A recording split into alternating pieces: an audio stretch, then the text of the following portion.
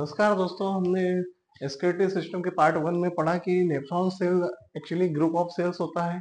इसे हम nephron cell ना नाम देते हुए हमने क्या नाम दिया था? Uriniferous tubule. यूरिनिफेरस का मीन्स यूरिन जो फॉर्मेशन करे, और ट्यूबुल मतलब ट्यूबुलॉइड जैसा स्ट्रक्चर। एक्चुअली नेफ्रॉन सेल कुछ इस तरफ का दिखता है। इसको हमने डिवाइड किया था दो, एक सेक्रेटरी पार्ट, एक नॉन सेक्रेटरी पार्ट। ओके, हम इसको आज सब अलग अलग बाइफरकेट करके देखते हैं कि यूरिन का फॉर्मेशन और ब्लड का फिल्ट्रेशन कहाँ होता है। ओके, हम पूरे नेफ्रॉन सेल को अलग अलग हिस्सों में हम समझते हैं कि कौन सा हिस्सा ब्लड फिल्ट्रेशन और यूरिन फॉर्मेशन में क्या क्या रोल अदा करता है। ठीक है, ओके, तो सबसे पहले हम बोमस कैप्सूल को समझते हैं। ठीक है, नेफ्रॉन के अपर एंड हिस्से को हम बोमस कैप्सूल बोलते हैं। यहीं से यूरिन फॉर्मेशन का प्रोसेस स्टार्ट होता है। ठीक है, बोमस कैप्सूल्स में ब्लड आता है एओर्टा की ब्रांच रीनल आर्टरी द्वारा। ठीक है, ये कैपिलरी एंडोथेलियम में ये तीन मेम्ब्रेन रहती है। यहाँ ब्लड क्षमता है। ठीक है,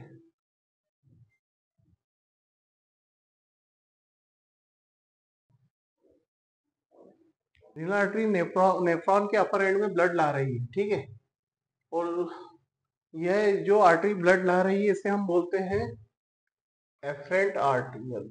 एफरेंट आर्टियल। ठीक है, ठीक है, यह जो आर्टरी ब्लड ला रही है थोड़ी चौड़ी होगी, है ना, इसे हम बोलेंगे एफरेंट आर्टियल।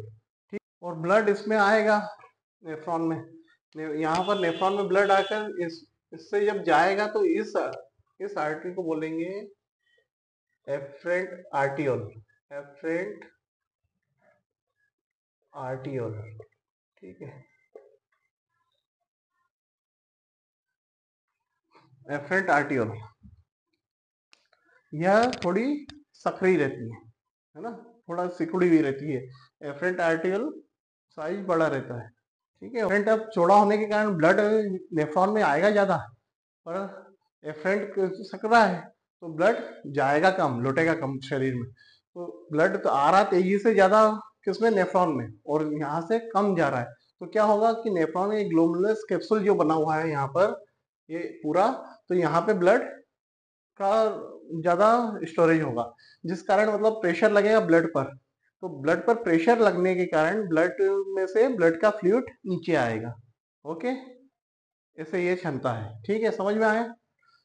जब एफरेंट आर्टियल चौड़ा है और एफरेंट आर्टियल सकरा है, तो यहाँ पे ब्लड का इकट्ठा हो जाएगा, जमाव। और जमाव होने के कारण क्या होगा? ब्लड तेजी से आएगा पर जाएगा कम, तो यहाँ प्रेशर लगेगा। उस प्रेशर के कारण क्या होगा? ब्लड छनकर नीचे आएगा। कहाँ पे आएगा? ये इसमें बेसमेंट में आएगा, नीचे।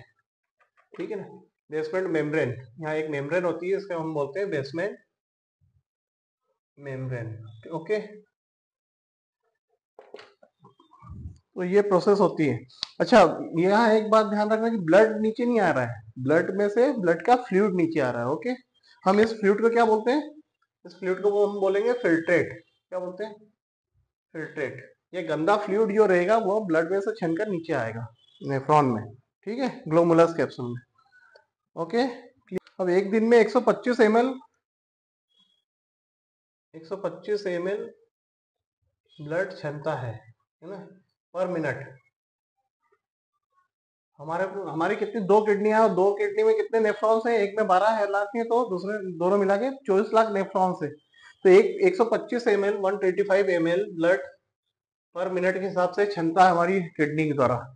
तो ऐसा देखा जाए तो एक दिन में कितना हो? वन डे में 172 लीटर टू 180 लीटर ब्लड का फ्लूइड हमारे ब्लड क्षमता है, और फ्लूइड नीचे आता है इतना लीटर।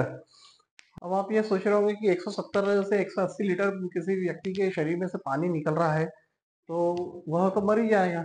परंतु यह आगे जाके और एब्जॉर्ब होता है। हम नेफ्रॉन का अपर एंड ही देख रहे हैं, अभी आगे जाके इसकी प्रोसेस और होगी कि कैसे वो यूरिन फॉर्मेशन में कैसे यूरिन बनती है, और ब्लड कितना फिल्टर होके बाहर, मतलब ब्लड का पानी बाहर आता है। ठीक, आप सबसे बारीक चीजें छान कर नीचे भेज रहे हैं। ओके, तो हम सबसे पहले ये देखेंगे कि ये यहाँ पर 3 लेयर बन गई है ना।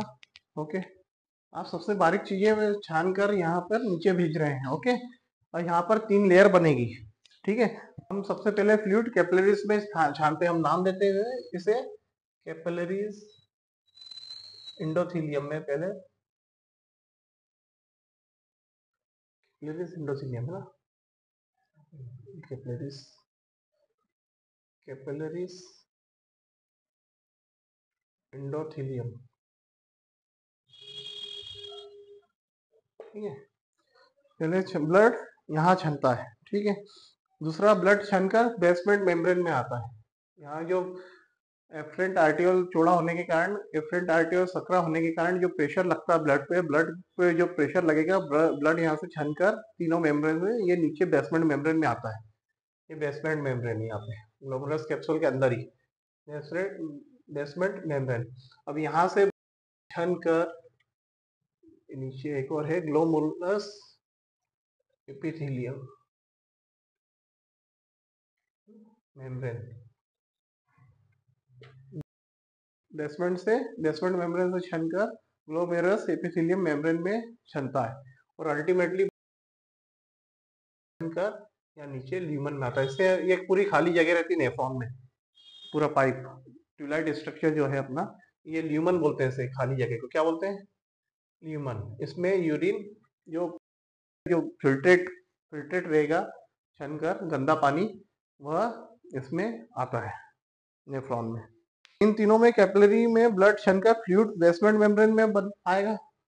तीनों कैपिलरी में ब्लड छनकर बेसमेंट मेम्ब्रेन में आएगा, बेसमेंट मेम्ब्रेन से छनकर ग्लोमेरुलस एपिथेलियम मेम्ब्रेन में आएगा, यहाँ भी छनकर फिर ये ल्यूमन में नीचे चलेगा। ठीक है, इन तीनों लेयर को मिलाकर हम एक नाम देंगे जिसे बोलेंगे एक्सक्रेटरी मेम्ब्रेन। ठीक है, ओके, क्लियर। ये सबसे छोटी चीजें छानकर नीचे भेजता है।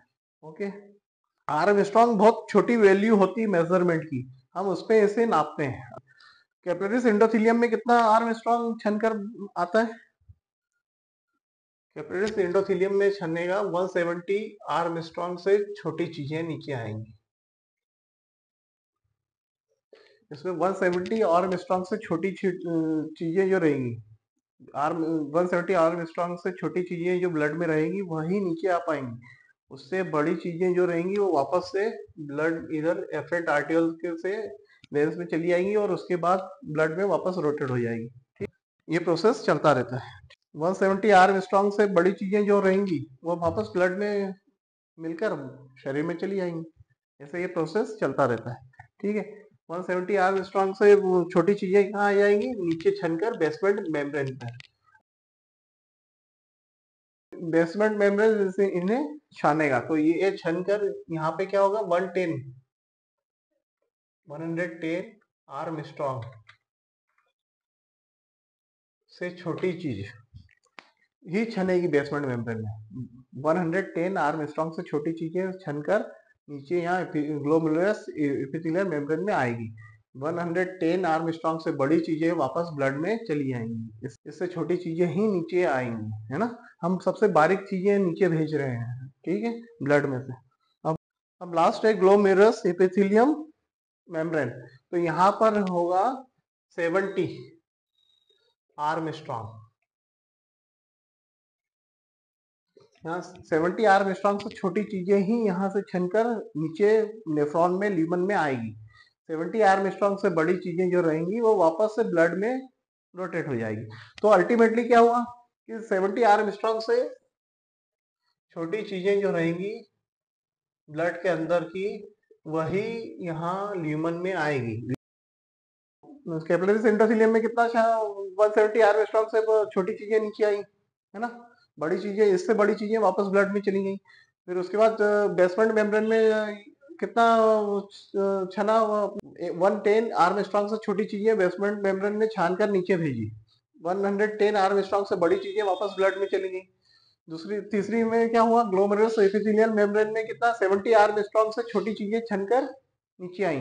इससे ऊपर की जो ब्लड में चीजें थी वह 70 आर्मस्ट्रांग से ऊपर वाली वापस से ब्लड में चली गई। अब ये ब्लड में जाकर वापस शरीर में एफरेंट आर्टियोल से होते हुए वापस से वो, यही प्रोसेस चलता रहता है। अल्टीमेटली सबसे एंड में 70 आर्मस्ट्रांग से छोटी चीजें जो ब्लड में थी वह चीजें नीचे ल्यूमन में आएगी नेफ्रॉन के अंदर। ठीक है, ये क्लियर हो गया। तो पहला यूरिन फॉर्मेशन कहलाती है, क्या कहलाती है? Ultra filtration. Ultra filtration. Okay, clear. पहला यूरिन फॉर्मेशन क्या कहलाई? Ultra filtration. पहले ब्लड छना कैपिलरीज एंडोथेलियम में, फिर उसके बाद बेसमेंट मेम्ब्रेन में, फिर उसके बाद ग्लोमेरुलस एपिथेलियम मेम्ब्रेन में। उसमें 70 आर्मस्ट्रांग से छोटी चीजें ल्यूमन में नेफ्रॉन में आगे आई जो वेस्ट प्रोडक्ट है यूरिन, और जो बड़ी उसमें 70 आर्मस्ट्रांग से जो बड़ी चीजें थी वो वापस ब्लड में मिलकर वापस शरीर में रोटेट हो गई। ठीक है, तो इस प्रोसेस को पहला अल्ट्रा फिल्ट्रेशन ये हमारा रहा है। क्लियर यहाँ तक? ठीक है। यूरेनोफेरस ट्यूब्यूल वापस से बना।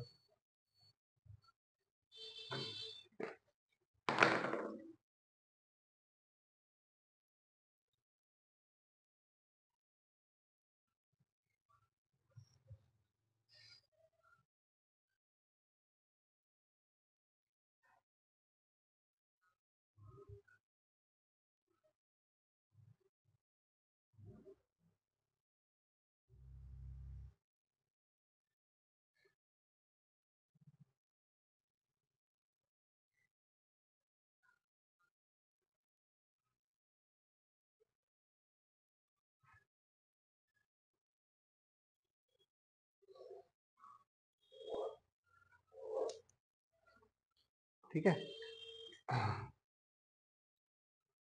Efferent arterial, efferent arterial blood.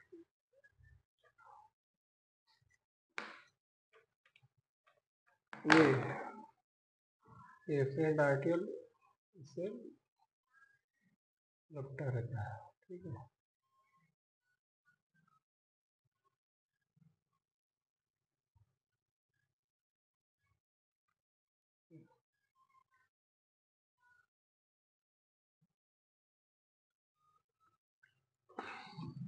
Efferent आर्टियल।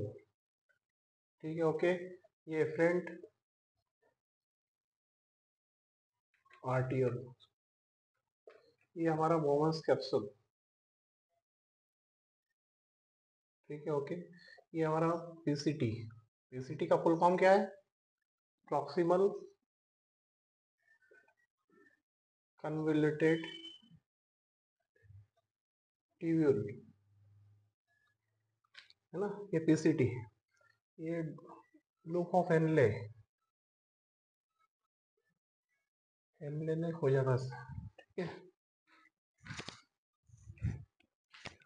ये डिसेंडिंग लिम, डिसेंडिंग लिम, ये असेंडिंग लिम। ओके, ठीक है। ये हमारा डीसीटी क्या है? DCT distal convoluted tubule. Okay, clear. Basement membrane, basement membrane, capillaries endothelium, capillaries endothelium. Okay, ये क्या था? Glomerulus, glomerulus epithelial membrane. ठीक है, ये क्लियर हो गई यहाँ तक कि ये हो गया collecting duct. Collecting duct, urine बन के यहाँ पे यहाँ से निकलती है। ये नेफ्रॉन पूरा सेल हो गया। ठीक है, डीसीटी हो गया। ये एफरेंट आर्टियल है ना, एफरेंट आर्टियल ऐसा क्या पूरे एफरेंट आर्टियल पूरे नेफ्रॉन में लिपटा रहता है। ओके, ये से लिपटा रहता है पूरे नेफ्रॉन में, एफरेंट आर्टियल। क्लियर? ये जाएगा।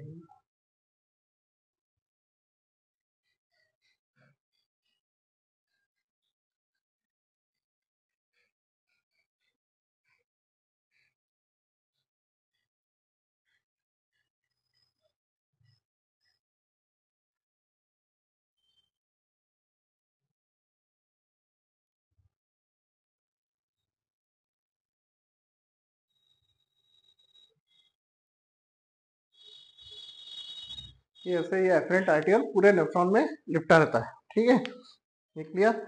जैसा कि हमने पहले चैप्टर में पढ़ा था कि किडनी के बाहर की चीजें, ये नेफ्रॉन सेल है किडनी के अंदर, है ना। नेफ्रॉन सेल के बाहर किडनी के में क्या होता है, जो फ्लूइड रहता है उसे क्या बोलते हैं, इंटरस्टिशियम फ्लूइड। क्या बोलते हैं, इंटरस्टिशियम फ्लूइड। और नेफ्रॉन के अंदर की जो खाली जगह है उसे हम बोलते हैं ल्यूमन। क्या बोलते हैं, खाली जगह को ल्यूमन। इसी में से यूरिन छनकर चलती है। ठीक है, ओके। और ये यहाँ से बाहर हो जाती है। ठीक, यहाँ एक बात ध्यान रखना, ट्यूब के अंदर की जगह को ल्यूमन बोलते हैं। ल्यूमन मतलब खाली जगह, ये पूरा खाली है अंदर से, है ना। इसके अंदर यूरिन रन करती है। और किडनी के अंदर और नेफ्रॉन के बाहर जो फ्लूइड होता है उसे हम बोलते हैं इंटरस्टिशियम, या ईसीएफ नहीं बोलेंगे, एक्स्ट्रा सेल्यूलर फ्लूइड नहीं बोलेंगे, हम इंटरस्टिशियम फ्लूइड बोलेंगे। ब्लड फिल्ट्रेशन और यूरिन फॉर्मेशन में हमारा जो पहला प्रोसेस हमने पढ़ा था, जिसमें जब हमने सबसे बारीक चीजें नीचे भेजी थी, 70 आर्मस्ट्रांग से छोटी चीजें नीचे आई थी, उसे नाम दिया दिया था अल्ट्रा फिल्ट्रेशन। ओके, ठीक है। तो अब 70 आर्मस्ट्रांग से जो चीजें नीचे आई हैं, कई सी चीजें क्या हुआ, 70 आर्मस्ट्रांग से जो छोटी चीजें, उसमें बहुत सारी चीजें ऐसी हैं जो काम की हैं, हमारे बॉडी के लिए बहुत जरूरी है। तो हम उसे ऐसे तो वेस्ट नहीं कर सकते। तो हमारा शरीर क्या करता है कि उसे वह चीजें बचाता है। वह कैसे बचाता है कि ल्यूमन में जो 70 आर्मस्ट्रांग की चीजें नीचे आ रही हैं, वहां से क्या होता है, एक डिफ्यूजन के तहत चीजें ल्यूमन में से 70 आर्मस्ट्रांग से जो छोटी चीजें जो नीचे आ रही हैं, उसमें जो शरीर के लिए काम की चीजें हैं वह ल्यूमन में चलती हैं। अब वो ल्यूमन क्या करता है, डिफ्यूजन मेथड के तहत वह चीजें यहाँ से बाहर इंटरस्टिशियम फ्लूइड में आ जाती है। कहाँ आ जाती है, इंटरस्टिशियम फ्लूइड में आ जाती हैं। ये काम की चीजें जो शरीर के लिए उपयोगी है, और बाकी वेस्ट उसमें रन करती है यूरिन के साथ। ठीक है, तो काम की चीजें इंटरस्टिशियम फ्लूइड में आ जाती हैं ल्यूमन से। काम की चीजें इंटरस्टिशियम में आ गई और वेस्ट प्रोडक्ट वही वापस उसमें कंटिन्यू चल रहा है। ठीक है, यूरिन में। अल्ट्रा फिल्ट्रेशन में आपने सबसे बारीक चीजों को छान कर नीचे भेजा। Okay, clear. लेकिन गलती से प्रोडक्ट क्या, कुछ अच्छे प्रोडक्ट जो है, गुड प्रोडक्ट जो हमारे शरीर के लिए बहुत जरूरी है, 70 आर्मस्ट्रांग से छोटे वाले, जो अल्टीमेटली 70 आर्मस्ट्रांग की चीजें नीचे आई थी यहाँ पे, है ना। अपन ये ग्लोमेरुलस एपिथेलियल मेम्ब्रेन में छनकर 70 आर्मस्ट्रांग से छोटी चीजें नीचे आई थी ल्यूमन में, है ना, जो वेस्ट थी यूरिन। तो उसमें से भी बहुत सारी चीजें ऐसी रहती है जो हमारे शरीर के लिए उपयोगी रहती हैं। तो हम उन्हें ऐसे तो वेस्ट नहीं कर सकते। तो हमारा शरीर क्या करता है, डिफ्यूजन के तहत वो ल्यूमन से इंटरस्टिशियम फ्लूइड में इधर आ जाता है। ओके, और जो वेस्ट है वो कंटिन्यू रन करता रहता है यूरिन के साथ। ठीक है, क्या होता है, इंटरस्टिशियम फ्लूइड में आ गई। अब इंटरस्टिशियम फ्लूइड से ब्लड में चली जाएंगी। ल्यूमन से जो 70 आर्मस्ट्रांग से छोटी चीजें हैं वो ल्यूमन में चल रही हैं यूरिन के साथ। अब जो चीजें हमारे शरीर के लिए जरूरी है, उपयोगी है, वह यहाँ से एब्जॉर्ब होकर इंटरस्टिशियम फ्लूइड में डिफ्यूजन के तहत आ जाएगी, और इंटरस्टिशियम फ्लूइड से वह वापस ब्लड में चली जाएगी और हमारे शरीर में रन करेगी। ठीक है, तो हमने अपनी उपयोगी वाली चीजें जो 70 आर्मस्ट्रांग से छोटी चीजें थी उन्हें भी एब्जॉर्ब कर लिया है। ठीक है, ओके। यह जो शरीर को लौटाने वाला प्रोसेस हुआ, यह शरीर को वापस से लौटाने वाला जो प्रोसेस हुआ, उसे हम नाम देते हैं ट्यूबुलर एब्जॉर्प्शन। क्या नाम देते हैं, दूसरा क्या हो गया, ट्यूबुलर एब्जॉर्प्शन। ये ट्यूबुलर एब्जॉर्प्शन में हमने ये किया कि हमारे शरीर में जो 70 आर्मस्ट्रांग से छोटी चीजें थी जो शरीर के लिए उपयोगी थी, उन्हें वापस शरीर में एब्जॉर्ब किया। कैसे किया, यहाँ से ल्यूमन से वापस इंटरस्टिशियम फ्लूइड में किडनी में आई चीजें, और यहीं से ब्लड में एब्जॉर्ब हो गई, ब्लड में डिफ्यूजन के तहत। तो यह पूरा कहलाता है ट्यूबुलर एब्जॉर्प्शन सेकंड। ठीक है, पहला हमने क्या किया, अल्ट्रा फिल्ट्रेशन में जहाँ पे हमने बहुत सारा ब्लड छाना, ब्लड छान के 70 आर्मस्ट्रांग से छोटी चीजें नीचे ली। ओके, और बाकी वापस ब्लड में दे दी। 70 आर्मस्ट्रांग से बड़ी चीजें जितनी भी थी ब्लड में, वह वापस से ब्लड में रन कर रही हैं, पहला अल्ट्रा फिल्ट्रेशन में, है ना। दूसरा ट्यूबुलर एब्जॉर्प्शन में आप समझ ही गए, 70 आर्मस्ट्रांग से छोटी चीजें वो जो शरीर के लिए उपयोगी थी, उन्हें हमने एब्जॉर्ब किया इंटरस्टिशियम फ्लूइड में इधर, है ना, किडनी में, और इंटरस्टिशियम फ्लूइड से वापस ब्लड में जाके शरीर में रन करने लगी चीजें। तो ऐसे हमने बहुत उपयोगी चीजें शरीर के लिए बचा ली। ओके, अब पीसीटी, इसके बारे में थोड़ा समझते हैं। पीसीटी को हम बोलते हैं प्रॉक्सिमल कन्वोल्यूटेड ट्यूब्यूल। यहाँ पर भी हम बहुत कुछ चीजें वेस्ट होने से बचाएंगे, है ना। 180 लीटर हमारा जो ब्लड का फ्लूइड है वह छन कर आ रहा था, ठीक है। अब इतना फ्लूइड अगर हम शरीर से बाहर कर देंगे तो आदमी तो जिंदा रहेगा ही नहीं। तो ये सब चीजें एब्जॉर्ब यहाँ पर आगे होगी। तो पीसीटी बहुत सारा हमारा ग्लूकोज वगैरह सेव करता है हमारी बॉडी में, ठीक है। पीसीटी को बोलते हैं प्रॉक्सिमल कन्वोल्यूटेड ट्यूब्यूल। ओके, तो पीसीटी कैसा होता है, बहुत टॉरस होता है और लास्टिक सिटी होता है, इसमें लास्टिक टाइप होता है, ठीक है। ये करीबन 10 से 15 मिलीमीटर चौड़ा हो जाता है खींचने पे। लास्टिक सिटी रहती है इसमें 10 to 15 mm ये ब्रॉड हो जाता है। जबकि डीसीटी जो रहता है वो 4 to 5 mm, 4 to 5 mm ही लास्टिक सिटी कम रहती है इसकी, चौड़ा होता है ना। यहाँ एक एडीएच हार्मोन आएगा, हम आगे डिस्कस करेंगे, है ना। अभी आप ये समझे 4 to 5 mm लास्टिक सिटी रहती है डीसीटी में। तो आपने कहा 70 आर्म स्ट्रॉन्ग से छोटी चीजें ऊपर से नीचे आ गई, कई सारी हमारी बॉडी के लिए काम थी, उनने हमने एब्जॉर्व कर दिया। कैसे एब्जॉर्व किया, ल्यूमन से इंटरस्टिशियम फ्लूइड में वो चीजें आई और इंटरस्टिशियम फ्लूइड से वापस एब्जॉर्व हो गई डिफ्यूजन के तहत ब्लड में। तो ये हमारा अल्ट्राफिल्ट्रेशन तो हमने पढ़ लिया था, ट्यूबुलर एब्जॉर्प्शन ये हो गया, ठीक है, क्लियर। यह जो शरीर को लौटाने वाला प्रोसेस था वो ट्यूबुलर एब्जॉर्प्शन, ठीक है, ओके, क्लियर। अभी तक हम बात कर रहे थे ल्यूमन और इंटरस्टिशियम फ्लूइड की। ओके, जो 70 आर्म स्ट्रॉन्ग से छोटी चीजें जो ल्यूमन में घूम रही थी, जो शरीर के लिए काम थी, वो हमने इंटरस्टिशियम फ्लूइड में दिया। ओके, अब हम बात करेंगे एफरेंट आर्टियोल में, जो पूरे नेफ्रॉन से लिपटी हुई रहती है। ये आपने देखा इधर, ये एफरेंट आर्टियोल 70 आर्म स्ट्रॉन्ग से ज्यादा का जो बड़ी चीजें थी वो एफरेंट आर्टियोल में ऑलरेडी घूम रही है। इसमें एफरेंट आर्टियोल में जो नेफ्रॉन से लिपटी हुई है, देख रहे हैं आप। ठीक ऐसे ही जो एफरेंट आर्टियल में 70 आर्म स्ट्रॉन्ग से जो ऊपर की चीजें हैं वह एफरेंट आर्टियल से इंटरस्टिशियम में चली जाएंगी, है ना। यहाँ से इंटरस्टिशियम फ्लूइड में चली आएंगी और इंटरस्टिशियम फ्लूइड से वापस से वह जो वेस्ट प्रोडक्ट है वह ल्यूमन में आ जाएगा और जो काम की चीजें हैं वह एब्जॉर्ब होके ब्लड में चली जाएंगी। इसे हम बोलते हैं ट्यूबुलर सिक्रेशन। तो थर्ड स्टेज कौन सी होती है प्रोसेस, ट्यूबुलर सिक्रेशन, ठीक है। तीनों क्लियर हो गई आपको, एक बार वो समझते हैं। अल्ट्रा फिल्ट्रेशन जो फर्स्ट स्टेज है, इसमें हम यहाँ से 70 आर्म स्ट्रॉन्ग से छोटी चीजें ल्यूमन में आगे लाते हैं यूरिन, है ना। उससे बड़ी चीजें जो ब्लड में 70 आर्म स्ट्रॉन्ग से बड़ी चीजें जो रहती है वो वापस ब्लड में एफरेंट आर्टियोल के थ्रू चली जाती है और इससे बोलते हैं अल्ट्रा फिल्ट्रेशन। ये आप समझ गए।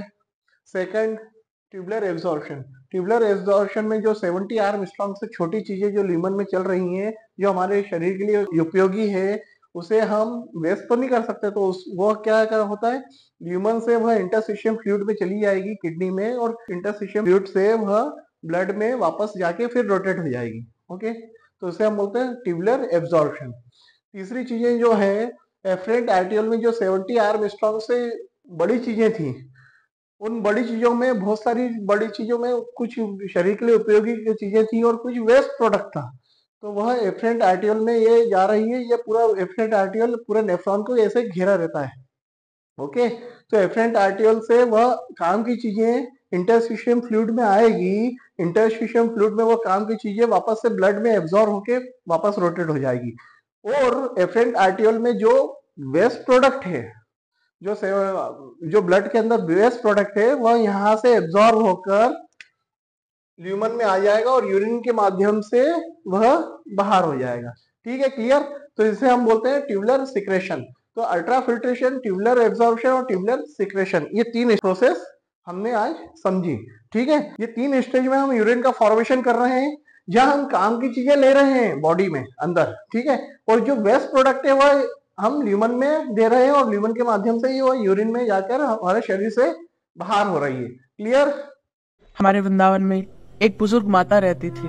अपने घर से निकाले जाने के कारण वो माता कई दिनों तक उपवास पे रही, परंतु जब आसपास की विधवा माताओं को पता चला तो उन्होंने उनके भोजन के लिए कुछ मदद की। जो वास्तविक प्रेम है वो प्रेम तो केवल श्रीधाम वृंदावन में ही है। अपने घर से निकाले जाने के बाद ये माताएं ही एक दूसरे का सहारा बनकर के जी रही हैं। हाँ बेटा की याद तो आएगी, जब मन से आएगी तो रोने लगेगी। बेटा की दुख से तो रोने लग जाएगी ना। इतनी कड़कती धूप में अपना पेट भरने के लिए इनको कई समस्याओं का सामना करना पड़ता है। कुछ यात्री आते हैं और केवल केले और बिस्किट देकर के चले जाते हैं। 40-45 डिग्री वाली भयंकर गर्मी के कारण ये माताएं बाहर निकल करके और भिक्षा भी नहीं मांग सकती। इसलिए हमारी संस्था प्योर डिवोशन फाउंडेशन इन माताओं के लिए राशन की उचित व्यवस्था इन्हीं की भजन कुटी तक उपलब्ध कराती है। इसलिए आप सभी से प्रार्थना है कि धाम में रहकर के भगवान का भजन करने वाली इन माताओं की मदद के लिए आप सभी लोग आगे आएं।